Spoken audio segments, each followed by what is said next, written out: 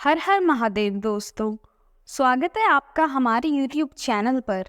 आज की वीडियो में हम सुनेंगे शिव महापुराण श्री उमा संहिता का 49वां अध्याय, उमा की उत्पत्ति।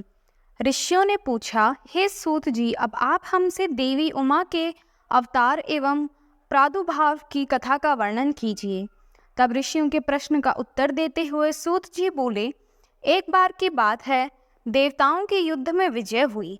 विजयी होकर देवताओं को बहुत घमंड हो गया और वे अपनी बहादुरी की बहुत प्रशंसा करने लगे। तभी एक कूप के रूप में तेज प्रकट हो गया। उस तेज को एकाएक देखकर देवता घबरा गए। देवराज इंद्र ने उस तेज की परीक्षा लेने के लिए सर्वप्रथम वायुदेव को वहां भेजा। वायुदेव उस तेज की परीक्षा लेने के लिए वहां पहुंचे। उन्होंने तेज के पास जाकर पूछा, तू कौन है? तब तेज ने भी यही प्रश्न वायु से किया। वायुदेव ने अहंकार से कहा, मैं इस जगत का प्राण हूँ, मेरे द्वारा ही यह जगत चल रहा है। यह सुनकर तेज ने कहा कि इस तिनके को जलाकर दिखाओ तो मैं तुम्हें शक्तिशाली समझ सकता हूँ। परंतु वायुदेव अपनी सारी ताकत लगाकर भी उस तिनके को हिला भी नहीं सके। तब लज्जित और हारे हुए वे देवराज इंद्र के पास पहुँचे।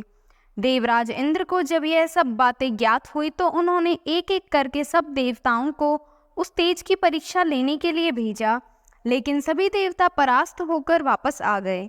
तब स्वयं इंद्र उस दिव्य तेज की परीक्षा लेने के लिए गए। जैसे ही इंद्र उस स्थान पर पहुंचे, वह तेज अंतर्ध्यान हो गया।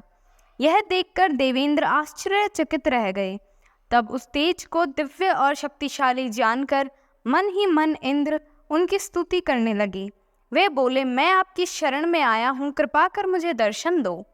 चैत्र मास के शुक्ल पक्ष की नवमी के मध्याह्न का समय देवी उमा ने प्रकट होकर देवराज इंद्र को दर्शन दिए। वे बोली, हे देवराज इंद्र, ब्रह्मा, विष्णु और शिव भी मेरी स्तुति करते हैं। अन्य देवता भी मुझे पूजते हैं। मैं परम ब्रह्म प्रणव स्वरूप देवी हूँ। मेरी ही कृपा से तुम्हें विजय श्री प्राप्त हुई है, इसलिए अपने अभिमान और घमंड को त्याग कर मेरा स्मरण करो। यह कहकर देवी शांत हो गई। यह सुनकर देवताओं ने देवी उमा की स्तुति करनी आरंभ कर दी। देवता बोले, हे महामाया, हे जगदम्बा, आप हमें क्षमा करें। हम दोनों हाथ जोड़कर आपकी शरण में आए हैं। हमसे जो गलती हो गई है उसे भूलकर हम पर अपनी कृपा दृष्टि रखें। यह कहकर देवता देवी माँ की स्तुति करने लगे। ओम नमः शिवाय।